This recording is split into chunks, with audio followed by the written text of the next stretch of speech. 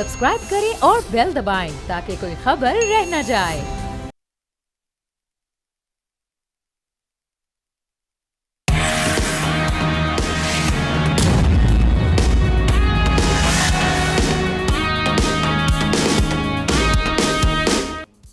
अस्सलामुअलैकुम नाजरीन, आप देख रहे हैं न्यूज़ पंच। मैं हूं आमना खटाना। आज पंजाब हुकूमत ने 5446 अरब रुपए का अपना बजट पेश कर दिया है, जिसमें कोई नया टैक्स आयद नहीं किया गया। ये एक अच्छी बात है।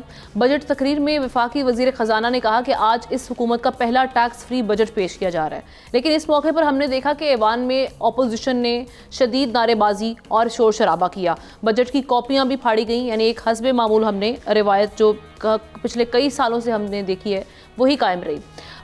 गुज़श्ता रोज़ हमने देखा कि वफाकी हुकूमत ने भी 188 खरब 87 अरब रुपए का अपना पहला बजट पेश किया और हमारे तज्ज़ियाकारों की पेशगोई के मुताबिक बजट ने मिडल और गरीब तबके की चीखें निकाल दी हैं।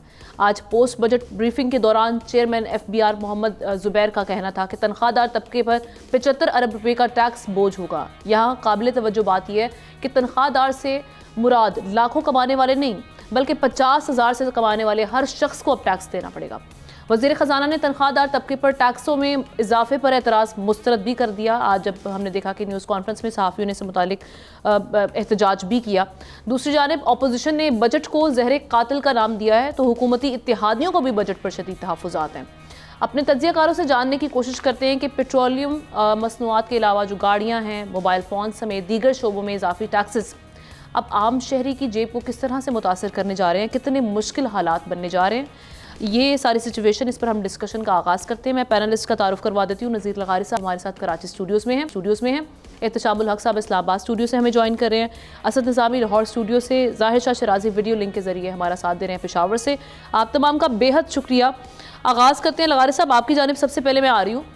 इस सारी सिचुएशन में जब ये कहा जा रहा था कि जी वज़ीर आज़म के अल्फाज हैं, वो ये कह रहे हैं कि सारी सिचुएशन में महंगाई भी हमने कम कर दी है, रुपया मुस्तहकम है, माशी टीम की मेहनत के नताइज आना शुरू हो चुके हैं। नताइज जो बजट की सूरत में हमारे ऊपर जो सारी सूरत हाल आ रही है, किस तरह के नताइज वसूल हुए हैं? मेरे ख्याल में एक तो ये कि हम तबकों में बांटते थे जब कहते थे कि ये एक बहुत पिसा हुआ निचला तबका है और फिर एक लोअर मिडिल क्लास है, एक मिडिल क्लास है और एक अपर क्लास है और एक सुपीरियर क्लास है, एक बादशाह क्लास है। तो जो पिछले 3 तबकात थे इंतहाई पिसे हुए तबकात, तो वैसे ही पिसे हुए तबकात हैं। Lower middle class wipe out हो गई है, अब कोई लोअर मिडिल क्लास नहीं है। आपका ख्याल है कि जब LDC, UDC, head clerk, superintendent और इस तरह के दूसरे लोग, कोई शख्स ऐसा नहीं बचा जिसको इस नेटवर्क में न लाया गया हो कि भाई यार आप ले रहे हैं ना डायरेक्ट टैक्स, हमारी तनख्वाहों से डायरेक्ट काट कर आपको टैक्स मिल रहा है, तो फिर एक कार्ड हमें दे दें जिसके ज़रिए हम पर लगाए जाते हैं इनडायरेक्ट टैक्स जो लगाए जाते हैं वो तो ना लगे ना।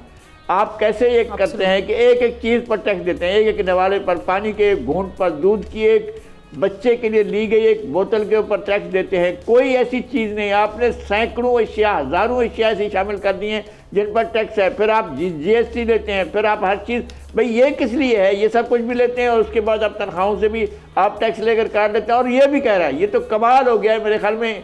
ये वाहिद हुकूमत है जो पाकिस्तान को दिवालिया होने की तरफ लेकर जा रही है, तेज़ी से दिवालिया होने की तरफ ले जा रही है। इसने कहा है कि सफ़र नहीं करने देंगे, 9 फाइलर होगा। आपके मिडल ईस्ट में वर्क फोर्स जितनी भी है, आपके लाखों पाकिस्तानी जो रहते हैं वहाँ पर, मजदूर हैं, फिटर हैं, प्लम्बर हैं, आम आदमी, बिल्कुल दिहाड़ीदार मजदूर जो वहाँ पर मिडल ईस्ट में जाते हैं, कतर में जाते हैं, कुवैत में जाते हैं, बहरीन में जाते हैं, UAE में जाते हैं, यमन में जाते हैं, इसमें ओमान में जाते हैं, आपके सऊदी अरब में जाते हैं, हर जगह पर जाकर मजदूरी करते हैं, आपके मुल्क के लिए अपने बच्चों को पैसे भेजते हैं। वो ना जाएं अब, क्योंकि वो फाइलर नहीं है, उनकी फैमिली फाइलर नहीं है, अब तो गए काम से ये नहीं जाएंगे। और जब इनका रेमिटेंसेस आपके पास नहीं आएंगे तो फिर आपको गुल खिलेंगे आपके कि आपने क्या बजट बनाया है, किस तरह का कमाल का बजट बनाया है। और क्या ख्याल है कि यूरोप में जो लोग गए हैं, वो कि खाते पीते घराने के लोग गए हैं, वो बदहाल घरानों से लोग अपनी गुर्बत से बचकर यहाँ से गए हैं और वह कमा कर भी आपको भेजेंगे, फिर आपके फाइलर भी आकर बनेंगे, फिर आपको वो भी देंगे और आपको हिसाब किताब भी देंगे। तो क्या फाइलर बनना आपके लिए आसान है? यहाँ तो FBR जो है वो बना हुआ है गालिब के एक शेर की मज़दाक बना हुआ है कि दाम हर मौज में हल्का है सदका में निहन। हर जो भी एक मौज आती है समंदर के अंदर, उसके ऊपर जाल बिछा हुआ है और हर जाल के अंदर 100 मगरमच्छ बैठे हुए हैं, 100 मुंह खोले हुए हैं। देखें क्या गुजरे हैं कतरे पे गुहर होने तक। जब ये कतरा जाकर गुहर बनेगा तो फिर बनता क्या है? आपका कोई शख्स ऐसा नहीं है जो इस नेट से बच गया हो। ये इन्होंने जाल फैलाया और मगरमच्छों को खोल दिया है कि मगरमच्छ 100 मुंह खोले हुए हैं, कोई शख्स इनसे बचकर नहीं जा सकता है। और ये नहीं है कि जो खा रहा है, जो मज़े कर रहा है, जो अशराफिया अब भी अमन से है, हुक्मरान अशराफिया को कुछ नहीं होगा, वो अपने मज़े करते रहेंगे, उनकी ज़िंदगी ऐसे रहेगी, वो सारे के सारे आपके जो वो है सब्सिडीज हैं वही खाते रहेंगे। आम आदमी के पास कुछ भी नहीं जाएगा। आम आदमी की खाल उतार कर उसके हाथ में दे दी गई है। ये है बजट। शाह साहब, ये जो बजट आया है अभी तो खैर इसको मंजूर कराने में एक अलग से चैलेंजेस का सामना रहेगा, जैसे इत्तेहादी भी नाराज़ बैठे हैं और उसके अलावा ऑपोजिशन ने जिस तरह से इसे जहर कातिल कह दिया, ये एक अलग मरहला होगा। लेकिन अभी हम इस बजट के हवाले से अगर बात करें, महंगाई कैसे कम होगी? इसमें तो हम देख रहे हैं कि ऑलमोस्ट ये जो अलाइन किया गया है आईएमएफ के साथ ही, तो सांस लेने पर भी बजट लगा दिया गया। और ख़ास तौर पे सैलरीड तबका, उसकी बात अगर हम करें, उस पर मज़ीद बजट आपने मज़ीद बोझ लगा दिया, मज़ीद बोझ बढ़ा दिया। कैसे हम सारी सिचुएशन को हैंडल करेंगे? आमना, आप मुझसे सवाल करेंगे? जी जी शाह साहब।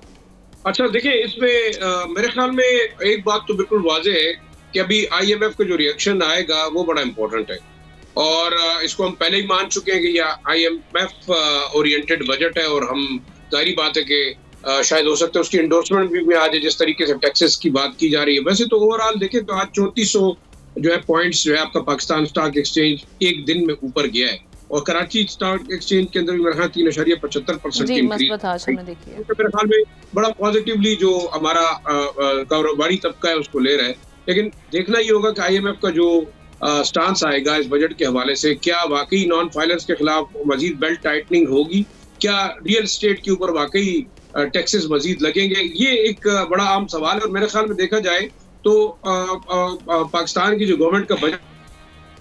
जी शाह साहब से हम दोबारा कनेक्ट करने की कोशिश करते हैं। जिस तरह से वज़ीर ख़जाना ये कह रहे हैं कि जी हम टैक्स बेस को चाह रहे हैं कि उसको वही कर दें, टैक्स नेट को, ताकि जो हम देख रहे हैं एग्जिस्टिंग जो टैक्स पेयर हैं उस पर बोझ ना पड़े।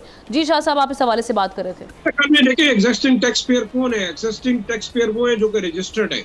बाकी तो आप रिटेलर्स की तरफ जा रहे हैं, छोटे दुकानदारों की तरफ जा रहे हैं, उनके शनाख्ती कार्ड के ऊपर उनको रजिस्ट्रेशन करें, तो आप उन्हीं लोगों से मजीद उनके ऊपर टैक्स डालने की कोशिश करें। आप उन टैक्सेस, आप उस सेक्टर्स के अंदर क्यों नहीं जा रहे? आपके पास टोबैको का एक बहुत बड़ा सेक्टर है, आप उस पर क्यों नहीं कर रहे टैक्सेस? आपके पास इसके अलावा आप देखिए मिनरल सेक्टर है, आपके पास जो बाकी ऐसे सेक्टर है जो कि नॉन टैक्सेबल रहे। दूसरा इंपॉर्टेंट पॉइंट ये कि आप क्या उन्हीं लोगों को मजीद दबाएंगे, सैलराइड क्लास को दबाएंगे, जो तनख्वाहदार तबका है उसको दबाएंगे। अब आप कह रहे जी हर वो बंदा जो कि रजिस्टर्ड है उसको हम टैक्स नेट के अंदर लेके आना चाहते हैं, जो रजिस्टर्ड नहीं है उनका क्या होगा? जैसे लगारी साहब ने कहा कि जी वो मजदूर तबका जो कि वाकई वो ना एफबीआर के साथ रजिस्टर्ड है, ना वो किसी तरीके से जो है वो टैक्स पेइंग नेटवर्क के उस हिसाब से आता है, लेकिन इनडायरेक्ट टैक्स कितना आता है? वो जब अपने रेमिटेंस भिजवाता है तो आपके बैंक्स के अंदर कितनी डिडक्शन उससे हो रही, तो ऑटोमेटिकली अगर वो नॉन फाइलर्स हैं, देखिए दो चीजें हैं। अब बड़ी टेक्निकल सी बात है कि एक शख्स है वो टैक्स उससे कट रहा है, वो हर चीज के अंदर टैक्स दे रहा है, वो बैंक ट्रांजैक्शन पे टैक्स दे रहा है, वो अपने मोबाइल फोन के ऊपर टैक्स दे रहा है, वो टेलीफोन बिल के अंदर टैक्स दे रहा है, वो बिजली के अंदर टैक्स दे रहा है, लेकिन वो नॉन फाइलर तस्वर किया जाता है कि वो फाइल रिटर्न फाइल नहीं कर रहा। आप मजीद उसको टारगेट करेंगे। मेरे ख्याल में देखिए जी, आपसे रियलिस्टिकली ये देखना है कि आपका अर्निंग बेस बढ़ेगा तो तब आपको जाके रिलीफ मिलेगी। लेकिन इंपॉर्टेंटली अपने ये देखना है कि आईएमएफ का रिस्पॉन्स क्या आता है, ये बड़ा इंपॉर्टेंट है। अब अगर आप बेशक कहें कि टेक्निकली आप नए टैक्सेस नहीं लगा रहे, लोग आपसे विजिबली खुश नजर आ रहे हैं, जो रिटेलर्स हैं आप उनकी तरफ अभी नहीं जा रहे, लेकिन ऑब्वियसली आपके पास एक डिमांड आएगी कि आप इन चीजों को ऊपर मजीद टैक्सेस बढ़ाएंगे। दूसरा, आपकी जब इन्फ्लेशन, मेरे ख्याल से आपके जो यूटिलिटी बिल्स हैं, बिजली, गैस और बाकी यूटिलिटी, आप उधर देखिए आपका जो मैं बार बार एक बात हम करते हैं कि आईपीपीज और आपका जो गर्दिशी कर्जा है वो कितना है, तकरीबन 2.8 से आपका बिजली का बढ़ गया है, और आपका गैस का जो गर्दिशी कर्जे वो कहां तक पहुंच गया। देखिए आपके पास जो पीआईपीज का मेन रोल ये था कि प्लानिंग कमीशन का, कि वो आपके लिए प्लानिंग करते, लेकिन उन्होंने प्लानिंग क्या की है? आपके पास बिजली के लिए वो क्या लेके आए हैं कोल बेस्ड इंडस्ट्री, उसका कोल की प्राइस कहाँ चलेगी, फिर अब वो LNG बेस्ड है क्या है, LNG की प्राइस बिजली की कहाँ पड़ेगी। तो मैं ये समझता हूँ कि आपने जब तक इस इशू को एड्रेस नहीं किया गर्दिशी कर्जों के, तो ओवरऑल आपके ऊपर मजीद बर्डन बढ़ेगा। हमको इतने ज्यादा फाइनेंशियल एक्सपर्ट नहीं है, लेकिन विजिबल जो चीजें नजर आ रही है, आपका सबसे बड़ा सेक्टर जो आपको मुल्क की इकोनॉमी को तबाह कर रहा है वो आपके जी गर्दिशी कर्जे वाला इशू और IPPs का इशू है। आपने इसको बड़ा सीरियसली एड्रेस करना होगा। बाकी छोटे मोटे लेवल पे परसेंटेज वाइज अगर कर्जे देखेंगे या सॉरी टैक्सेस देखेंगे, वो आपको इतना वेट नहीं कर रहे हैं। आपके पास अर्निंग नहीं है और आप अर्निंग ना होने की वजह से कोलैप्स करेंगे, आपकी इकोनॉमी कोलैप्स करेगी। वज़ीर ख़जाना और जिस तरह से हम देख रहे थे कि ऑपोजिशन भी इवन ये कह रही है, आज हम सुन रहे थे उमर अयूब साहब कह रहे थे कि ये तो IMF से बिल्कुल अलाइन करके बजट बनाया गया है, इस हवाले से ये कहा गया है। बहरहाल उसका फिर ऑपोजिशन और जब आप हुकूमत सेम पेज पे हो कि ये बिल्कुल एन मुताबिक है IMF के, तो उससे हम यही सब एहतशाम साहब ये इसी रिएक्शन की उम्मीद समझे कि पॉजिटिव रिएक्शन ही आएगा कि जो आपने बजट बनाया है उनकी शराइत के और उनकी उम्मीदों के एन मुताबिक बने। आमना लगारी साहब ने बड़े दो अच्छे शेर पढ़े, अगर आप इजाज़त दें तो मैं भी शेर से शुरू करूं। ये फैज़ साहब का शेर है, हर चारा घर को चारा गरी से गुरेज था, वरना हमें जो दुख थे वो लादवाना थे। सबको पता था क्या करना है, किसी ने कुछ नहीं किया। अब ये ज़ाहिर शाह जो कह रहे हैं, इन्होंने कहा कि जी IMF का क्या रिएक्शन आएगा। भाई IMF का रिएक्शन अच्छा आएगा, इसलिए कि हमारे फाइनेंस मिनिस्टर औरंगजेब साहब ने कहा है कि the budget has been prepared in line with the suggestion of the IMF। और इससे पहले परसों वो कह चुके हैं कि हमारे पास प्लान B कोई भी नहीं है।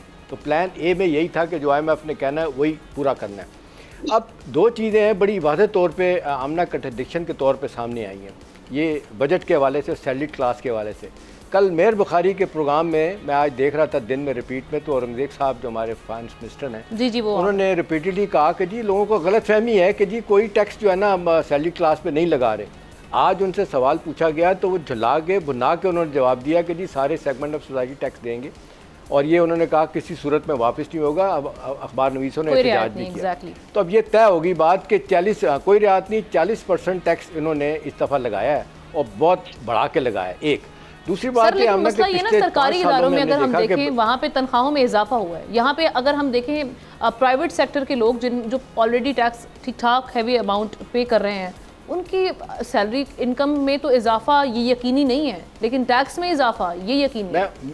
इसको भी तो एड्रेस करना चाहिए ना हुकूमत को। जी यू आर राइट, उसी तरफ भी आ रहा हूँ। देखिए ना, कल जो एक बात बताने वाली है कि पिछले 5 साल का बजट उठा के देखें आप, तो आपको लगेगा 2, 3, 4% इंक्रीज़ होती थी। पिछला बजट था ना, उसमें 20% इंक्रीज़ थी। इस बजट में जंप लगा के 30% जो है ना इंक्रीज़ की गई है टैक्सेशन में। तो आप मुझे बताएं कि इसके बाद फिर 40% टैक्स आप पे लगे, मुझ पे लगे, और सिर्फ आप ये बात कर रहे हैं ना, बड़ा अहम सवाल है कि टोटल कहा जा रहा है कुछ 13-14 लाख गवर्नमेंट मुलाजमीन है, जिसमें 7 लाख अफवाज पाकिस्तान है। भाई उसके अलावा 24 करोड़ आवाम में आप इनको निकाल दें, बाकी लोग जो है प्राइवेट सेक्टर के लोग हैं, बेशुमार लोग हैं, हर तरह के शोबे में हैं। उनके साथ क्या होगा? आपने उनकी खाल खींची है, बड़े खूबसूरत तरीके से खींची है। अब सवाल ये है कि ये दावा किया गया जी हम मजबूर हैं, हमने ये 9.5% से टैक्स टू GDP रेशो हम ना कह रहे हैं 13% पे लेके जाना है। पिछले 10 साल का मैं रिकॉर्ड बता रहा हूँ कि ये इतना ही खड़ा हुआ है, 9.5% पे 1 इंच भी इजाफा नहीं हो रहा। सिर्फ जनाब मुशर्रफ के ज़माने में हमने देखा कि 2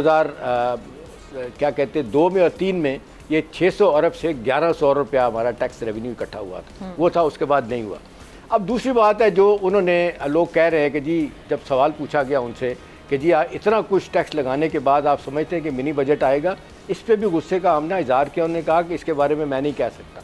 इसका मतलब आप ज़हनी तौर पे तैयार रहें कि एक और बजट आएगा, मिनी बजट, फिर और आएगा। और महंगाई का तूफ़ान जो आप कह रही हैं, सबसे ज़्यादा आमना महंगाई का तूफ़ान जिस बात पे आना है, ये पेट्रोलियम लेवी जो तय किया गया था कि 50 रुपये से आगे नहीं जाएगी, इन्होंने वन गो में पेट्रोलियम लेवी 50 रुपये से 80 रुपये कर दिए पर लीटर पे।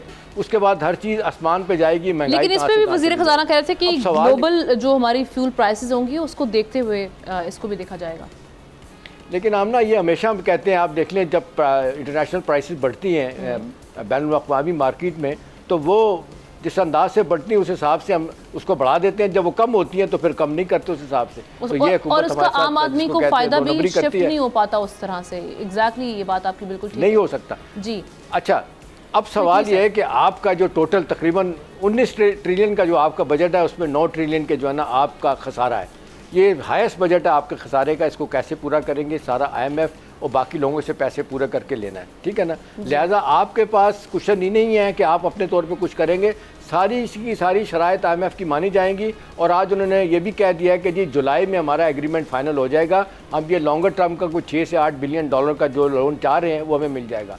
आमना इन हालात में अगर आप तवक्को करें कि कोई अच्छा काम होगा तो मुझे नहीं नज़र आता, मायूसी गुनाह है। लेकिन जितना मायूस कल से और आज 2 दिनों में मेरा ख्याल आम आदमी हुआ है, इंडस्ट्रियलिस्ट अलहदा हुआ है, छली क्लास अलहदा हुआ है, मजदूर अलहदा हुआ है, कोई तबका ऐसा नहीं जो रो नहीं रहा। एग्जैक्टली। असद की जाने बढ़ते हैं। असद, ये हमारे बाकी पैनलिस्ट ने भी बताया कि कितने मुश्किल हालात होने जा रहे हैं।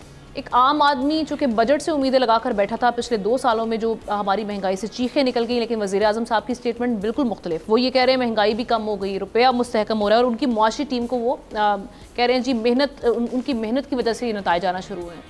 ये बजट में तो जो चीज़ें हमें दिखाई दे रही हैं, ये नताइज से बिल्कुल बरक्स नहीं दिखाई दे रही हैं आपको? आया मैंने ये शहबाज शरीफ साहब का ये वाला बयान तो नहीं फ़र्स्ट हैंड सुना कि जिसमें वो शाबाशी दे रहे हैं फाइनेंस वालों को, बट मैंने ये ज़रूर देखा कि बजट के अंदर क्या क्या चीज़ें पेश की गई। तो जैसे अभी जिक्र हो रहा था सैलरीड क्लास का ऊपर, तो ये कहना कि जी इसके अंदर हमने कुछ चेंजेस नहीं किए, तो चेंजेस तो बिल्कुल किए। अगर वो ये कह रहे हैं जी सबसे जो निचली स्लैब है उसमें चेंज नहीं किया, तो ये बात इस बात में हकीकत है। उसके बाद हर स्लैब में चेंज आया है। ऑन एवरेज मैंने इसकी कैलकुलेशन की थी और मैं 2-4 लोगों के साथ बैठा हुआ था जो मुझसे शायद इस चीज़ को ज़्यादा समझते हैं, बट हमारा एवरेज आउट निकला बिटवीन 3 to 5% हर स्लैब के अंदर एक इजाफी आपके पास इनकम टैक्स जो है वो लगेगा। उसके साथ साथ जो सैलरीड लोग हैं उसके अंदर जी उनकी जो बेसिक चीज़ होती है ना, अब मैं ज़रा सोशल पॉइंट ऑफ व्यू से इसको डिस्कस कर लूँ, क्योंकि उसको जो नंबर्स हैं वो तो आई थिंक काफ़ी हद तक डिस्कस हो गए हैं। वो ये है कि बेसिकली जी हर बंदे की जो टेक होम सैलरी होती है ना, वो उसकी वैल्यू होती है उसके बाद टैक्स के बाद। अब वो टेक होम सैलरी इस टैक्सेशन के बाद कम हो जाएगी। कुछ कंपनीज़ होंगी जो अपने अच्छे एम्प्लॉयज़ को शायद इस चीज़ में कर दें कि जी उनकी सैलरी इंक्रीमेंट कर दें कि वो उसी लेवल पे रहे। कुछ होंगे जो वो ये नहीं कर पाएंगे। उसके बाद एक शख्स की टेक होम कम होगी तो उसके अंदर बेसिकली उसका एक बेस होती है हर शख्स की कि जी मेरी लाइफस्टाइल मेंटेनेंस के लिए मैंने इतने पैसे रखे हुए हैं आफ्टर बिल्स एंड एवरीथिंग। वो लाइफस्टाइल का जो मेंटेनेंस का फंड है ना, वो इस चीज़ से बेसिकली कम होता है। ये आप सैलरी क्लास ले लें अप टू 50,000 पर मंथ से लेके up to 1 crore per month पे ले जाएं, हर बंदे को इस चीज़ से फ़र्क पड़ेगा। नंबर 1 ये है। दूसरा इसके अंदर ये चीज़ है कि अगर तो बदतरीज इस मुल्क के अंदर तनख्वाहें बढ़ रही होती, इकोनॉमी का पहिया चल रहा होता, तो फिर this would not have mattered. अब असल में मसला ये है कि हमारे मुल्क में ये तनख्वाहें बढ़ाना जो है एक बड़ा संजीदा मसला है जो कोई नहीं करता, कोई स्टेट भी नहीं करता। कोई कॉर्पोरेट कल्चर के अंदर भी आपके जो अप्रेजल्स हैं और आपके इंक्रीमेंट्स हैं वो डिफरेंट लगते हैं। कोई बंदा किसी कारोबारी जगह में कर रहा है तो वो सोच भी नहीं सकता इस चीज़ को। मैं जो कुछ फिगर्स जो हैं आपके लिए आज लेकर आया हूँ, उसके अंदर हम इन्फ्लेशन को सिर्फ अगर बात कर लें 1 सेकंड के लिए, तो कंज्यूमर प्राइसेस जो हैं 2019 से लेकर 2024 तक Pakistan versus Bangladesh versus India में पाकिस्तान में 127% इंक्रीज़ आया, 127% वर्सेस बांग्लादेश जिसमें 43% है वर्सेस 34% जो कि इंडिया में है। सो हम 127% है, ऑलमोस्ट ट्रिपल। सो इसका बेसिकली मतलब है कि आपका 5 साल में 4 टाइम्स डाइवर्जेंस आई है इन्फ्लेशन रेट के अंदर। सो अगर फ़र्ज़ करें कोई शख्स अमृतसर में है जो आपकी इनकम के लेवल का बंदा है और आप जो हैं और आपकी उसकी इनकम बढ़ी नहीं है पिछले 4 साल में, तो यू आर 4 टाइम्स पोरर, आप 4 गुना ज़्यादा गरीब हैं उस शख्स से जो हमारे हमसाए मुल्क में। ये तो इन्फ्लेशन की हद तक बात रहेगी। उसके अलावा इन्होंने जो बाकी पॉलिसीज़ सारी बनाई हैं, मतलब आप ऑटो सेक्टर को देख लें। अब उसके अंदर जी हम तो देखा था कि चाइना गए हैं जी, बैटरियाँ आएंगी, इलेक्ट्रिक व्हीकल्स आएंगी, 3 व्हीलर 2 व्हीलर के ऊपर आएगा। आपने उठा के इलेक्ट्रिक व्हीकल के ऊपर एक सब्सिडी थी कम कर दी, वो आया और आपने हायर कॉस्ट इलेक्ट्रिक व्हीकल की है, लेकिन इलेक्ट्रिक व्हीकल्स की कॉस्ट वैसे ही ज़्यादा होती है। सो उसके अंदर भी चेंज आया। ये सारा बजट जो है इसके अंदर डेफिनेटली ये इस चीज़ पे सेंट्रिक है कि कंज्यूमर को कैसे दबाया जाए, टैक्स नेट बढ़ाया जाए। टैक्स नेट ऐसे नहीं बढ़ता। आपने रियल एस्टेट और सिक्योरिटीज़ के अंदर नॉन फाइलर के ऊपर 45% टैक्स लगा दिया, which is a major increase. अच्छा, उसके बाद आप समझ रहे हैं कि जो शख्स ये नहीं दे पाएगा तो वो टैक्स नेट में एंटर हो जाएगा। वो टैक्स नेट में कैसे एंटर होगा? मैं अगर एक जगह पे रहता हूँ, एक सोसाइटी में रहता हूँ और मैं वहाँ पे देखता हूँ कि जी क्राइम रेट भी ज़्यादा है, मेरी पुलिस तक रसाई नहीं है, मेरी अदालतों तक रसाई नहीं है, मैं नादरा के दफ्तर जाता हूँ तो मेरा काम नहीं होता, मेरे दीगर काम है, पटवारी के पास जाता हूँ मेरा काम नहीं होता। So these are things that have to be resolved. उसके बाद हाँ जी मैं टैक्स नेट में आ जाऊँगा, मुझे टैक्स देने में कोई मसला नहीं, जैसा मर्जी बजट बनाते रहें फिर आप। बिल्कुल ठीक है, आपका इस हवाले से पॉइंट आ चुका असद है। आमना एक मैं फिगर ऐड कर दूं, आपके लिए बड़ा हैरान कुन होगा। आप और मैं और लगारी साहब सब कहते थे कि गवर्नमेंट के अखराजात कम होने चाहिए, कम होने के बजाय ये 21.5% बढ़ गए हैं। ये 1700 अरब रुपए के एडिशनल अखराजात हुकूमत करेगी। और दूसरा ये कि MNAs और MPS को 75 बिलियन रुपया, 75 करोड़ रुपया जो है ना, वो 75 अरब रुपया सॉरी, ये उनके लिए मकसद किया गया तरक्याती कामों के लिए। आपके लिए मेरे लिए क्या किया, आप ही मुझे बता दें। वो तो कह रहे हैं ऐसी वजारतें, ऐसे मिनिस्ट्रीज़ और सेक्टर्स हम ख़त्म करने के लिए भी रेडी हैं, जो अगर हमें लगेगा कि जिनका सही यूज़ नहीं हो रहा या परफॉर्मेंस वहाँ से हमें दिखाई नहीं दे रही। ये आज वज़ीर ख़जाना ने इस हवाले से दावा किया है। एक ब्रेक लेते हैं, ब्रेक के बाद दीगर टॉपिक्स पे बात होगी।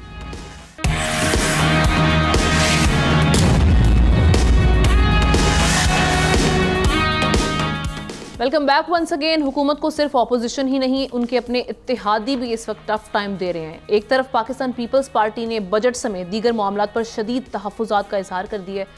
MQM ने भी हुकूमत से नाराज़गी का इजहार किया, उनके भी तहफ़्फ़ुज़ात अपनी जगह पर मौजूद हैं।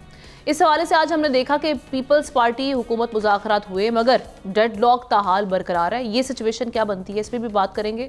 दूसरी जानिब आज हम ये देख रहे हैं कि जी छोटे मियाँ साहब यानी मियाँ शहबाज शरीफ साहब वज़ीर आज़म पाकिस्तान मौलाना फजलुर रहमान को मनाने के लिए उनके घर, उनकी रिहाइशगाह पहुंच गए और ये सिलसिला भी हमने आज देखा।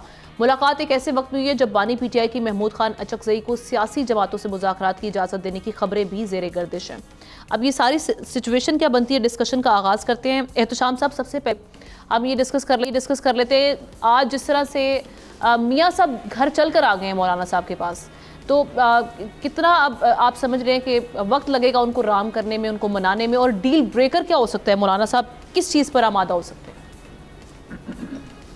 देखिए, मौलाना साहब को पहले भी कुछ ऑफर्स की गई थी। उन्हें कहा गया था कि जी आप गवर्नर आपकी मर्ज़ी का लगा देते हैं, वो नहीं लगाया गया क्योंकि वो नाराज़ हो गए थे। फिर उनको ये कहा गया कि जी कश्मीर कमेटी चेयरमैनशिप आपको शायद दोबारा मिल सकती हो, मिल जाए। मेरा ख्याल है सबसे ज़्यादा मसला उनका यह है कि वो बिल्कुल जिसको कहते हैं पार्लिमानी सियासत में एक तरह से आउट हो गए हैं। जीत तो गए हैं, अपने पिशीन की सीट लेके तो आ गए हैं, लेकिन जिस तरह उनका हमेशा अपना रोल होता है वो नहीं है। तो लगता है यही कि जिस तरीके से उन्हें रिसीव किया गया, उनकी शायद उनकी बातें मान ली जाएंगी। और सबसे बड़ी बात यह है कि वो जो एक कहा जा रहा था कि जी शायद PTI के साथ मिल के कोई मुश्तरका जद्दोजहद करेंगे, वो नहीं है।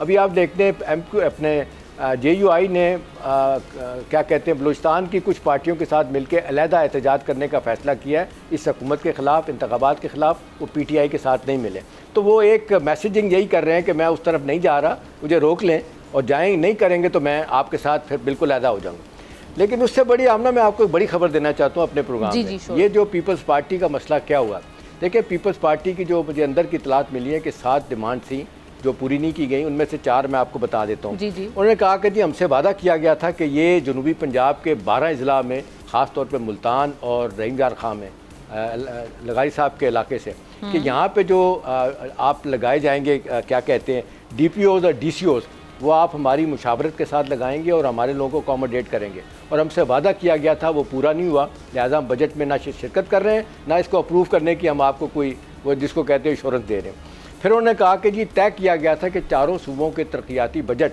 जब बनाए जाएंगे तो हमारी मुझसे मुशावरत की जाएगी, हम जो अपने नुक्ता नज़र देंगे उस पर अमल होगा, कह लेंगे, वो भी नहीं हुआ। तीसरा उन्होंने कहा है कि जी हमसे वादा किया गया था कि लॉ ऑफिसर जो पंजाब में ख़ास तौर पे लगाए जाने हैं, यानी वही जो वकला को सपोर्ट करते हैं, जो हर पार्टी के लोग होते हैं जिनको आगे जाके फिर जजेस भी लगाया जाता है, वो तय किया गया था वो लगाएंगे, वो आपने नहीं लगाए। इस पे ये 3 बड़ी ये चीज़ें हैं, 2 एक और छोटी छोटी भी चीज़ें हैं। फिर यह है कि गुज़श्ता रात आमना, कल की रात से एक रात पहले बिलावल भुट्टो जरदारी से कुछ MNAs मिले थे। उन्होंने बड़ी सख्त शिकायतें की थी इन्हीं बातों के बारे में कि ये जो हमसे जो मुतालबात किए गए थे, वादे किए थे, पूरे नहीं किए, लिहाजा हमें इस बजट इजलास का बाइकआउट करना चाहिए।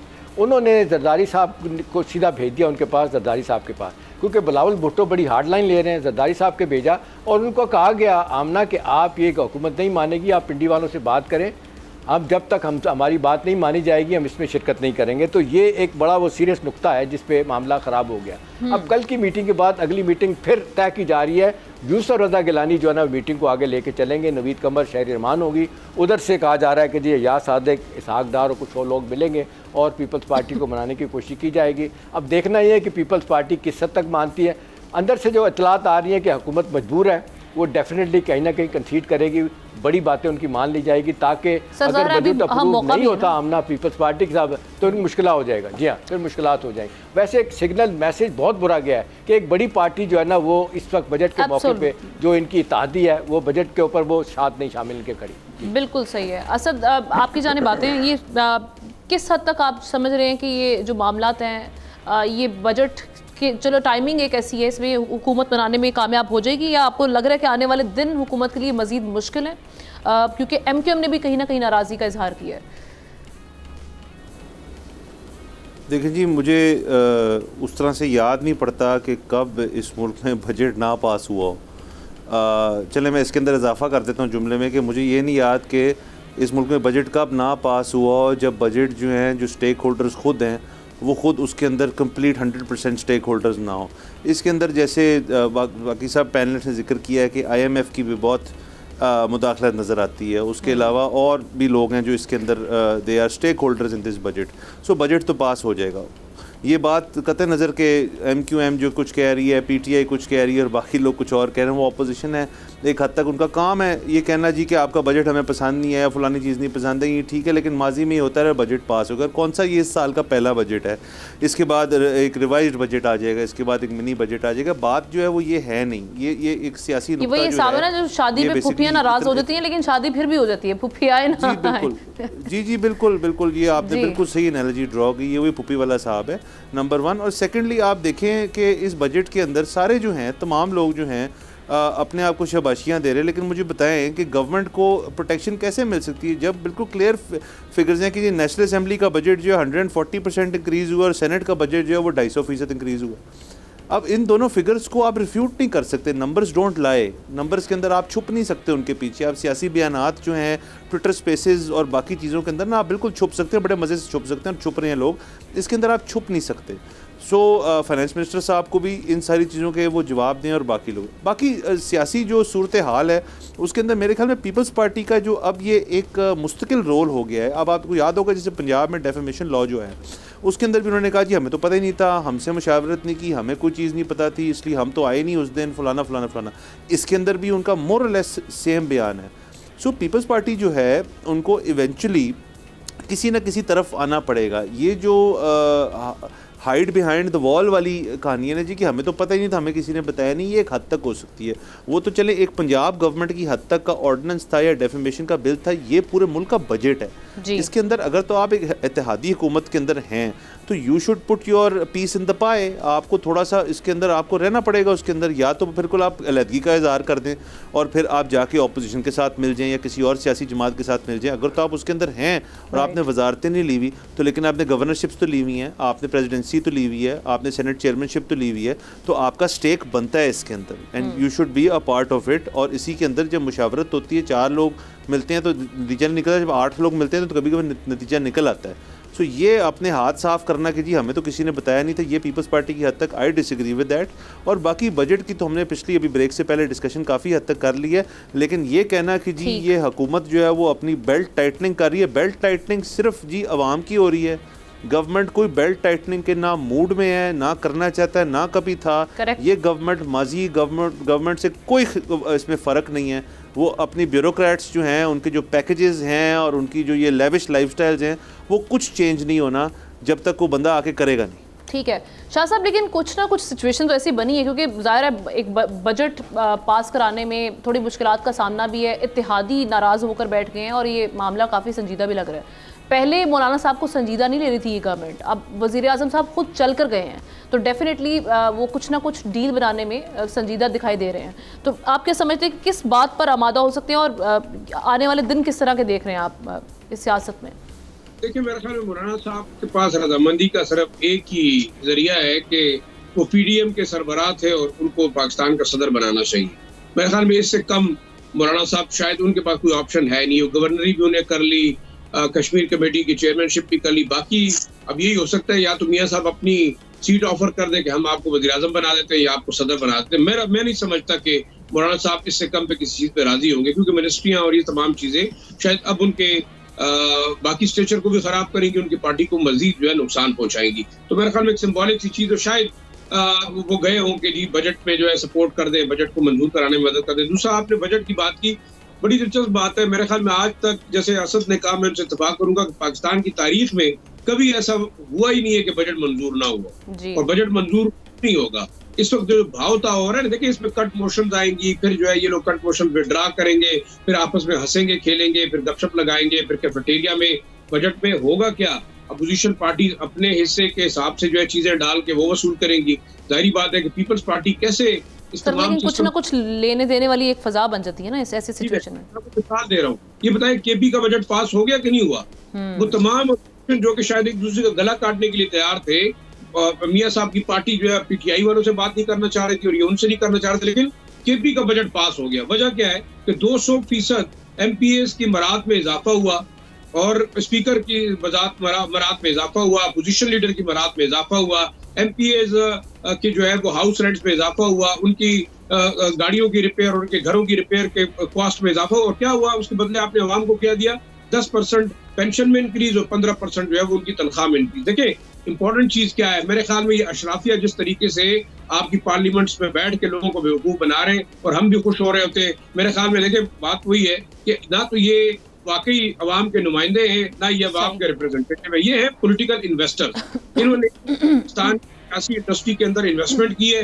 हर बंदा 5-5, 8-8, 10-10 करोड़ लगा के इलेक्शन जीत के आया है, फिर 50-50 करोड़ रुपए आपने मिनिस्ट्रियों के लिए दिए। तो क्या आप इसलिए तो नहीं दिए कि आप बजट पे लड़ाई करेंगे? आप इंशाल्लाह देखेंगे कुछ दिन बाद हम प्रोग्राम करेंगे कि जी बजट मंजूर हो गया, सब राजी हो गए। देखिए मेरे ख्याल में ये राजीबाजी काम है, इनकी बारियां हैं, आज एक है कल दूसरा है। अब मेरे ख्याल में मैं ये समझता हूँ कि इस किस्म के निजाम के अंदर जब आप एक खास तबके को प्रमोट कर रहे हैं, प्रोजेक्ट कर रहे हैं, उसके इंटरेस्ट को सर्व करें, गरीब जो है मजीद से मजीद जो है गुर्बत की तरफ का शिकार है। अब ये बताएं अवाम के लिए क्या रिलीफ मिली है? अब ये भी सुनने में आया कि 20 से जो है 80 रुपए तक तकरीबन आप पेट्रोल की प्राइस भी हो सकता है कि बढ़ सकती है जब ये तमाम मैयर्स लेंगे। तो मैं समझता हूँ कि शायद ये असेंबली के अंदर जो ड्रामेबाजियां चल रही है, मेरे ख्याल में ये सिर्फ ड्रामे की हद तक है।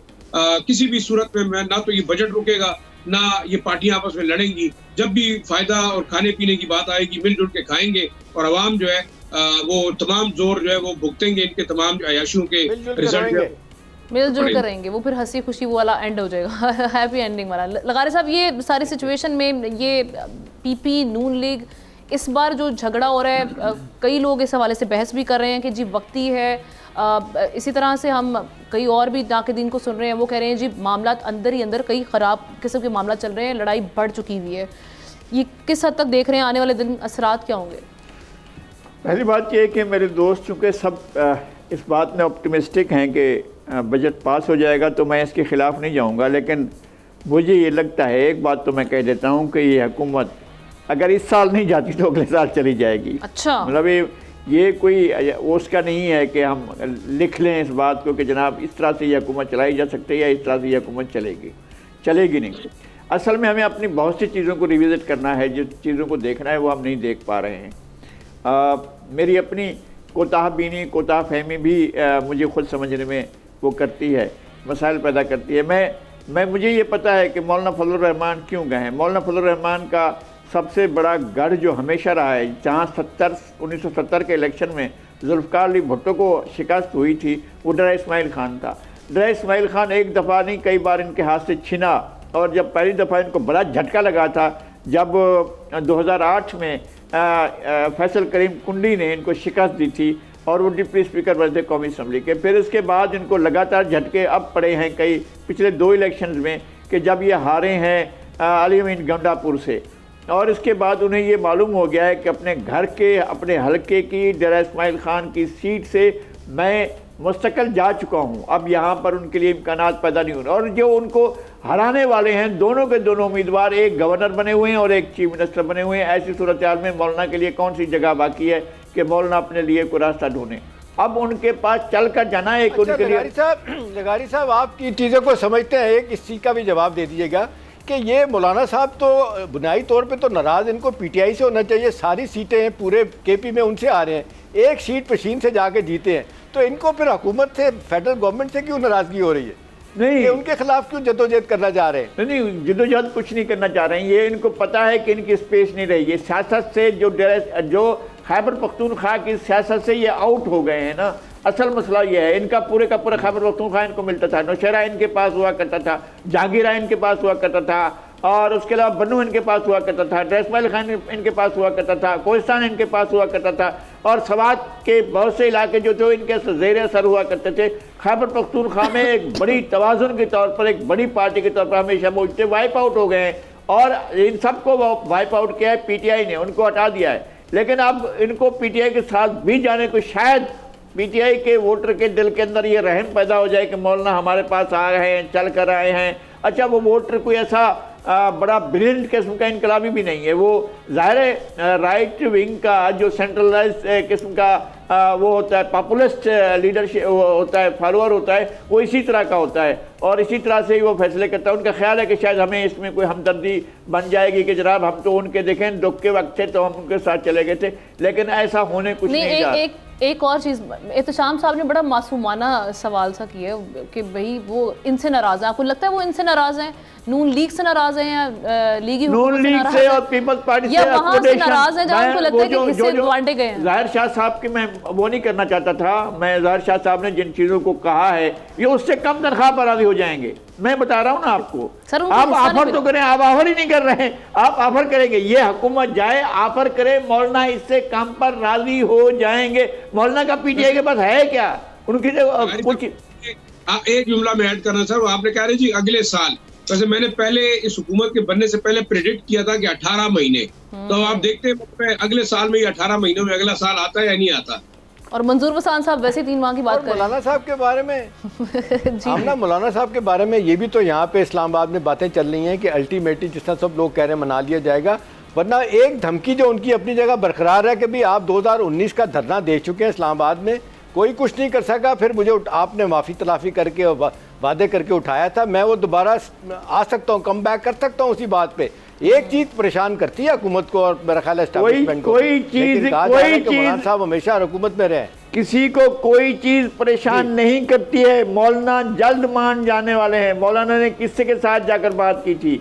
आपको पता है कि ये गए थे अपना पीटीआई के लोग, जाकर उनसे मुज़ाकरात किए थे या जाकर उनसे बात की थी? भाई जिन लोगों ने बुलाया था, जिन लोगों ने कहा था, जहाँ से वो आए थे वहाँ से वो मानकर वापस चले गए थे। अब भी सूरत हाल यही होगी कि जब उनको मनाने वाले, उनके साथ बात करने वाले थोड़ा सा अपनी झलकी दिखाएंगे तो मौलाना मान जाएंगे, इसमें कौन सी बात है। एक बात मैं और कहना चाहता हूँ, मेरे पास साहब उन्होंने एक और बात भी की थी, वो पीटीआई के बारे में जो हमेशा वो कहते थे ना यहूदियों के एजेंट, यहूदी लाभियों कहते हैं, वो तो मेरा सियासी बयान था, वो ये कह दिया, उन्होंने कह दिया। बस मैं सिर्फ ये एक बात आज करना चाहता हूँ, वक्त नहीं है, शाह साहब फिर किसी और वक्त कुछ बात करें। शाह साहब जी, एहतशाम साहब एक मैं पूछना चाह रहा था कि आप क्या समझते हैं कि ये भी उनसे बात करने के लिए तैयार है जिनसे कैदी 804 बात करना चाहते हैं? आप इस तरफ तो इशारा नहीं कर रहे आप। वो बात उनके साथ हमेशा उनके साथ बात करते हैं, ये नहीं है। मौलाना का हमेशा से उनकी कॉन्स्टिट्यूंसी के तौर पर उनके वालिद साहब की भी कॉन्स्टिट्यूंसी वही रही है। ये ना करें यार, आप सियासत में ये क्या बात करते हैं? आप चाहते हैं हम मुंह खोलकर बात करें? चलें,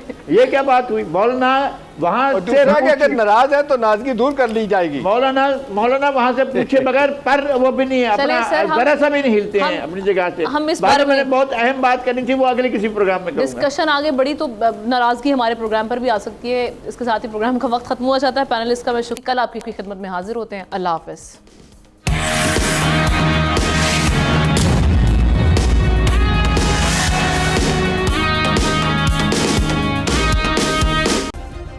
सब्सक्राइब करें और बेल दबाएं ताकि कोई खबर रह न जाए।